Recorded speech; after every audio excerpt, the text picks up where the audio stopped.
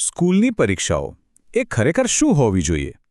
શું એ ખાલી યાદશક્તિની કસોટી છે કે પછી એનાથી પણ કંઈક વધારે?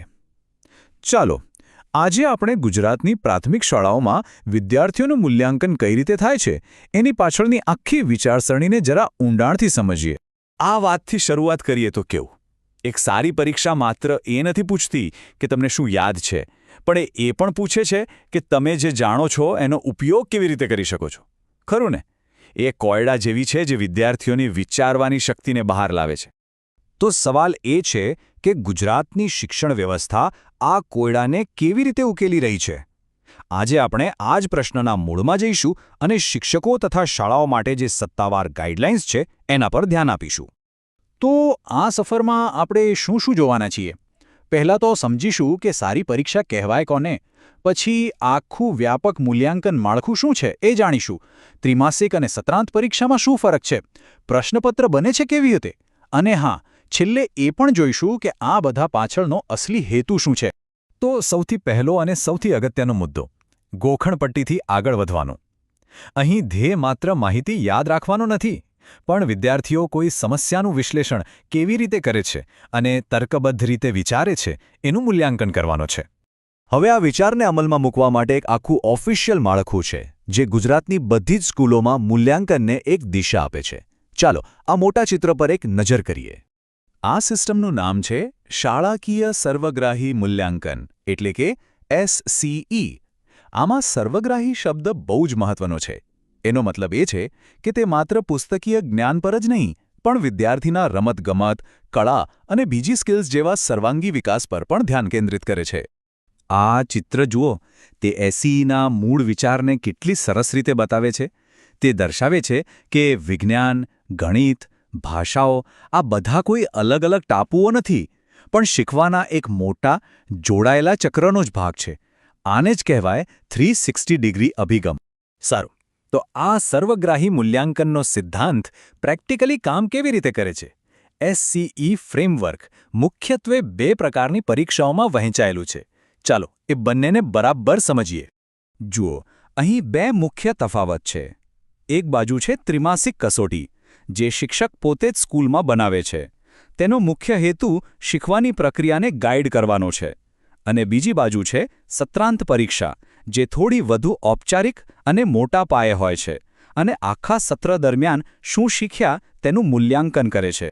આ જે ત્રિમાસિક કસોટીઓ છે ને, એ 40 માર્ક્સની હોય છે. એને આપણે શીખવાની પ્રક્રિયા દરમિયાન નાની રેગ્યુલર ચેકઅપ કહી શકીએ. આનાથી શિક્ષકોને વિદ્યાર્થીઓની પ્રગતિ સમજવામાં ઘણી મદદ મળે છે. જેમ કે આપણે અહીં જોઈ શકીએ છીએ, આખું શૈક્ષણિક વર્ષ આ 2 પ્રકારની પરીક્ષાઓની આસપાસ જ ગોઠવાયેલું હોય છે. દાખલા તરીકે પહેલી ત્રિમાસિક કસોટી ઓગસ્ટમાં થાય, જ્યારે પહેલી સત્રાંત પરીક્ષા ઓક્ટોબરમાં લેવાય.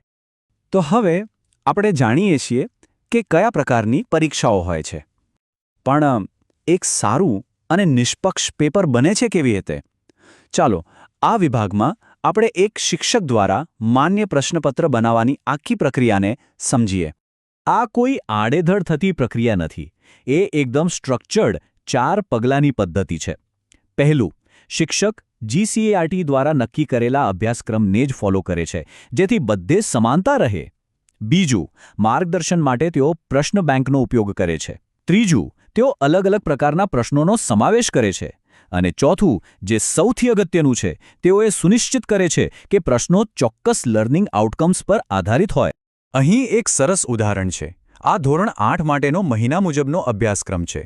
આનાથી એ પાક્કું થાય છે કે રાજ્યભરના બધા વિદ્યાર્થીઓને એક જ વિષયવસ્તુ પર ચકાસવામાં આવે, જે આખી પ્રક્રિયાને ન્યાયી બનાવે છે. એટલે આ આખી પ્રોસેસને એક ગળણી જેવી સમજી શકાય. શિક્ષક શું કરે છે? અભ્યાસક્રમ, પ્રશ્ન બેંક અને અલગ અલગ પ્રકારના પ્રશ્નો, આ બધી સામગ્રી લઈને એમાંથી એક સંતુલિત પ્રશ્નપત્ર તૈયાર કરે છે. અને આ વિવિધતા એ સુનિશ્ચિત કરે છે કે પરીક્ષા માત્ર ગોખણપટ્ટી જ નહીં, પણ વિદ્યાર્થીઓની વિશ્લેષણાત્મક ક્ષમતાને પણ ચકાસે. આપણે પરીક્ષાઓ કેવી રીતે બને છે એ તો જોયું, પણ આટલી બધી મહેનત શા માટે? છેલ્લે ચલો ફરીથી મોટા ચિત્ર પર પાછા ફરીએ અને સમજીએ કે આખા SCE માળખાનો અંતિમ ધ્યેય શું છે. આ બતાવે છે કે મૂલ્યાંકન એક ચક્ર જેવું છે. એ વિદ્યાર્થીને સમજવા, તેની જરૂરિયાતો ઓળખવા, તેને મદદ કરવા અને પછી તેની પ્રગતિને ફરીથી માપવા વિશે છે. આ સિસ્ટમ માત્ર ગ્રેડ આપવા માટે નથી, પણ વિદ્યાર્થીના વિકાસમાં માર્ગદર્શન અને સપોર્ટ માટેનું એક સાધન છે. આ જ કારણ છે કે ત્રિમાસિક કસોટીઓને રચનાત્મક મૂલ્યાંકન કહેવામાં આવે છે. રચનાત્મક એટલા માટે કે તેનો હેતુ વિદ્યાર્થીના ભવિષ્યના શિક્ષણને રચના કરવાનો, એટલે કે આકાર આપવાનો છે. આનાથી શિક્ષકને ખબર પડે છે કે ક્યાં વધુ ધ્યાન આપવાની જરૂર છે, જેથી વિદ્યાર્થીઓ સમયસર સુધારો કરી શકે. અને બસ આ જ વાત આપણને પાછી ત્યાં લઈ આવે છે જ્યાંથી આપણે શરૂઆત કરી હતી. જો પરીક્ષા સાચે જ એક કોયડો છે, તો એનો અસલી મકસદ શું હોવો જોઈએ? વિદ્યાર્થી શું જાણે છે એ શોધવાનો, કે પછી એ શોધવાનો કે એ હજી વધુ સારું કઈ રીતે શીખી શકે છે?